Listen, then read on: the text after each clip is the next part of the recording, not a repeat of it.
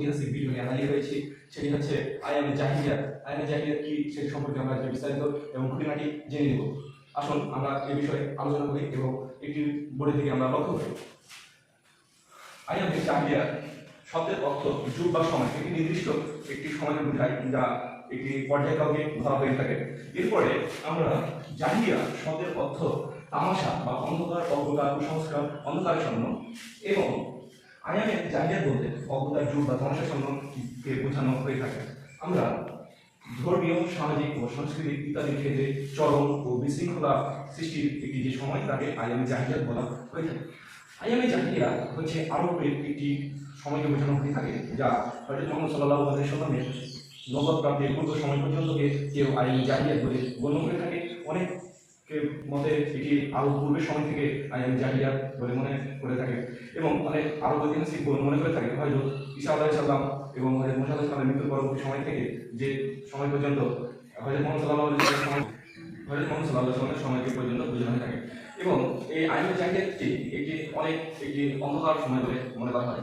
আইয়ামে জাহিলিয়াতের সময় আরবের লোকজনরা বিভিন্ন পূজার মধ্যে ডুবে থাকতো এবং মদ, বিশৃঙ্খলার সাথে সাথে তারা হত্যা, অরাজকতা সৃষ্টি করত এবং তাদের কোনো ধর্মীয় শিক্ষা ছিল না এবং তারা যে বিজ্ঞান জ্ঞান চর্চা এর থেকে অনেক পিছিয়ে ছিল।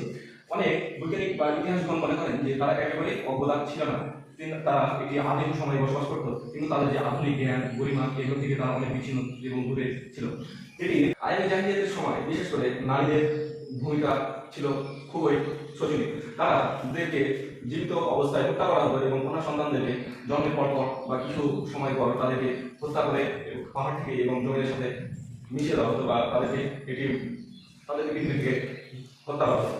এই সময় মুহাম্মদ সাল্লাল্লাহু আলাইহি ওয়াসাল্লাম পৃথিবীতে আগমন এবং তার নবুয়তের পর তার যে আরবের যে অরাজকতা সৃষ্টি হয়েছিল সেগুলো আল্লাহর হেদায়েতের বাণী এবং কোরআনের যে ওহী, সেই ওহীগুলো তিনি মানব সমাজে ছড়িয়ে দিতে থাকে এবং মুহাম্মদ সাল্লাল্লাহু আলাইহি ওয়াসাল্লাম এই ছড়িয়ে দেওয়ার মধ্য থেকে এবং ওহীর মাধ্যমে আরবের একটি সোনালী যুগ শুরু হতে থাকে এবং এভাবে আইয়ামে জাহিলিয়াত থেকে যে তাদের বের হয়ে আসা সেটি শুরু করে এবং তারা একটি সুন্দর উন্নত বিজ্ঞান চর্চায় এবং জ্ঞান ধর্মীয় শিক্ষায় তারা উন্নতি লাভ করতে থাকে এবং তাদের যে সহানুভূতি বাড়তে থাকে।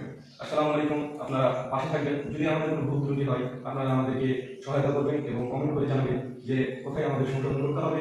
আমাদের যদি কোনো ভিডিও কোয়ালিটি খারাপ হয়ে থাকে ভালো করার চেষ্টা করবো। আপনারা পাশে থাকবেন, লাইক, কমেন্ট এবং সাবস্ক্রাইব করবেন। আসসালামু আলাইকুম।